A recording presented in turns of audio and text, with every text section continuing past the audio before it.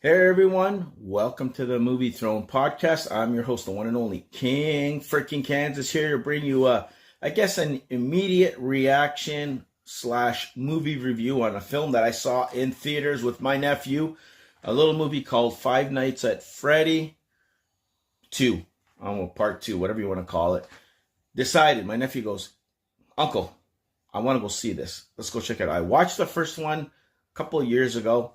Forgot probably 3/4 of it, okay, guys? So I was like, okay, so you know what? When I usually forget films, I'm not interested in going to see it because I'm like, okay, you know what? Not for me, but hey, it was okay. It was passable. To me, this franchise reminds me of Chuck E. Cheese. Growing up as a kid, we had a place called Chuck E. Cheese. They had animatronics, and you got your pizza, you had your birthday party, you played a couple of fun games there on the fly, and that was it, you know? Kind of like Dave and Buster's up here now for adults, but that's what it reminded me of. It took place back then. And the first one, spoiler alert, if you guys haven't seen it, the robots come to life. They have spirits of these kids, and they kill people. Shit goes crazy, okay? And of course, there was a mastermind behind it. Matthew Lillard's character, he created it and had evil intentions and all this shit. Okay. So going into the second film, which just came out literally December 5th or something like that, so a couple of weeks ago, let me go watch this. Let's see what can they do that's a little bit different. So I went in with low expectations to this, guys. Okay, I didn't expect much. I expected, honest to God truth, same formula and same stuff of the first one. They'll rehash it and then kind of like present itself in the theaters and for us to watch, okay? So anyways, I went in and I can honestly tell you guys, I liked it. You know, I liked it. I think I enjoyed this more than the first film. They did a deeper dive in the history or lore of this whole shindig that's going on with these animatronics and the kid spirits and the person who created them and all this stuff. You know, there's a couple of twists and turns and kind of like, are you kidding me? And a couple of cool things too, because the opening of the film, it's about this birthday party at Five Nights at Freddy's, whatever the hell, cheese place, whatever, Freddy Fazbear or something like that. I don't know, pizza, cheese place, I don't know, whatever. It's the original one. The one that took place in the first film, that's at another location. This is where it all went down. This is the first one that had Rivers and a Jack in the Box character, and you know that. I'm telling you, crazy, freaky stuff. You got this little girl waiting on the floor. I think her name was Charlotte. She's watching. She's waiting for this thing to pop out, and that thing that pops out apparently controls the animatronic characters there, the bear and all this stuff and whatever. She's waiting. Nothing happens. But then she notices in the back room this one of those animatronics grabbing a kid. She goes and she follows through, saves the kid, but as she's fleeing, this robot thing goes and it stabs her. She goes out, this thing lifts, she gets stabbed, saves the kid. All the parents are looking at her like she's messed up and weird. She ends up falling down when that Jack in the Box thing, whatever you want to call it there, falls. She goes in and then it brings her up in her arms and she's dead. So as a result, they end up closing the original. They still end up opening the other franchises and stuff, but this one got closed for, I don't know how the hell this one closes in the main one and then they open the other ones. Don't know how the hell that happens, but that happens and it gets covered up. People want to forget, and then they're making fun of it and whatever. And then the victims from the first one, Josh Hitcherson, who plays Mike, I guess he worked at the first place. Piper Rubio is the little girl Abby, who survived, and her friends kind of got killed, and she was kind of befriended the friends of those animatronics later on in the first one.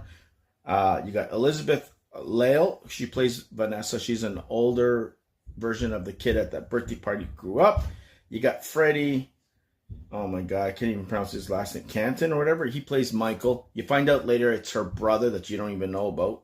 You got Wayne Knight, who plays Mr. Berg. He's the douchebag science teacher who's like pretty much a prick. Okay, guys, to Abby's character. You got McKenna Grace, which was a good surprise. David Andrew Calvio and Tio Briones. They played Lisa, Rob, and Alex. They're like paranormal investigators. They end up going and they go to the original place where they meet this guy, Michael, which he's a creep. I'm telling you, creep. He's a creep. gives them a tour, and then one by one, things start to happen. They go crazy. This Jack in the Box, there's a music box that keeps her there, because the spirit of Charlotte has gone into this thing and she wants revenge. That's pretty much the gist of it, guys. So she comes back, not to kill the kids and stuff as so much, but to have revenge on the parents who laughed at her and did nothing. That's the whole thing. She uses the animatronics to go after everybody, and shit hits the fan. But oh my God, the way she gets possessed in that little Jack in the Box freaky thing there, it kind of remind me of Venom possessing different people, and their faces look like that. I'm telling you, freaky stuff. You got people not believing it. People that think that Vanessa's a crazy person, and she survived. She wanted to keep her. She has nightmares. Her father's the one who created all this stuff, so she kind of like falls asleep there with the white noise and contacts her father, and stuff goes there. Matthew Lillard's her father, and he goes, I'm not done with you yet. But even though it looked like he was died in the dream kind of thing, and she kind of wakes up, and then she befronts Mike, who's taking care of Abby, and he lost a brother in the first one. And I'm telling you, wacky stuff happens in this, but done in a way that you're like, okay, I see where you're going with this. This makes sense. And then you got the guy Mike going to the place where the original goes. If you guys are still here, you want to help your friend, you got to come back. And that's what happens near the end. These things, because they're not where they're supposed to be, they lose their power and stuff. They come and help her out and save them from the house. They've been attacked from every side and whatever. I'm telling you, shit goes down like big time in this. It's stupid. Couple of jump scares here and there. Nothing to like, whoa, I didn't see that happening. There's one there that they're in a room that one of the characters, the duck or whatever her name is, some chicken thing, her chest starts to crack and this thing comes out and everybody jumped. And I'm like, it's coming. I know it's coming. Everybody screaming in the theater. Don't forget, a lot of kids watch this. I haven't played the video games at all. I don't even know. I went in blind, okay? My nephew was explaining stuff from using a mask that they kind of leave him alone when he was working the computers. And I'm telling you, stupid stuff, but it worked in this film. And yeah, man, like even the way it ended, I was like, okay, cool. I told everybody, it's going to be a third one. Don't worry. So the credits are going, and as you're going, there's a post-credit scene, and that kind of shows you, because basically, Mike is a douchebag to Vanessa. He goes, we don't need you, stay away from me, whatever the hell. They leave her there, and she's in the doorway, and all of a sudden, that Jack in the Box thing kind of like wakes up or something, whatever, one of the characters, and it possesses her. And I'm like, there you go, part 3, guys. I didn't know it was going to be that way, but that's what happened. So they kind of left there and left her behind, and that's kind of a little smile, and that's all she wrote. So I don't know where the hell they're going to go with this one. But if you guys want a synopsis before I do, okay, basically, the sequel, 1 year later after the supernatural nightmare of Freddy's Fazbear's Pizza, Abby runs away to reconnect with the animatronic friends, uncertain of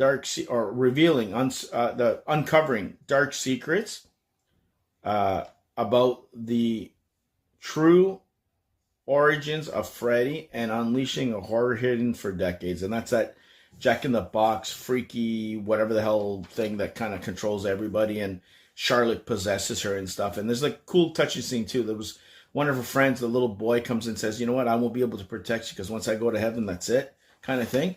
That was near the end. But yeah, there's like a lot of little things I left out, which you guys can watch for yourselves. I won't completely spoil it, but I did spoil the gist of it because I told you the post-credit scene. But overall thoughts, I like this one better than the first. I don't know what, people have been bashing this thing. Like I said, don't listen to anybody. Go watch it yourself. Maybe it's because I had low expectations of this that I liked it more than I should have. I don't know. But like I said, I'm not a diehard Five Nights at Freddy fan to be really disappointed or to have any legit, honest opinion about this. But I know the only opinion I have is my own. And I say this was a good film. I liked it. Yeah, am I going to recommend it for all you guys to watch it? Nah. Like, unless you're a Five Nights at Freddy, you're going to probably like it. That's what I believe. I don't know. I'm just basing on my common sense. But as a normal movie goer, I think if you want to get a couple of jump scares, you're okay with the whole Chuck E. Cheese, possessed animatronic things coming around, killing people and stuff like that, you might like it. They look pretty damn good. They didn't look like fake. You're like, the hell? Come on, that's buyable. A couple of funny scenes here and there. But overall, if you got teenage kids, they're going to probably like it. You know, I think it's 14A or something like that. So it is, you know, a little scary on that front, but it's decent. Go check it out for yourselves. Come in the comment section and let me know. So there you go, guys. That's my official Movie Throne podcast review on Five Nights at Freddy 2. Hope you guys liked it. Like, share, and subscribe. Check out my other podcast that should be up probably as of Sunday. That's the Knives Out, Wake Up Dead Man review and kind of like overall franchise discussion. And of course, something cool is coming your way this Friday, which I'm going to keep my mouth shut. So check on Instagram and all that stuff. You'll find out exactly what's coming your way this Friday. And then, of course, going into the week of Christmas and all that stuff, because it is the Christmas season after all. So anyway, be the hell good. Stay off the King's Throne, and I'll see you guys where? Right here on YouTube land.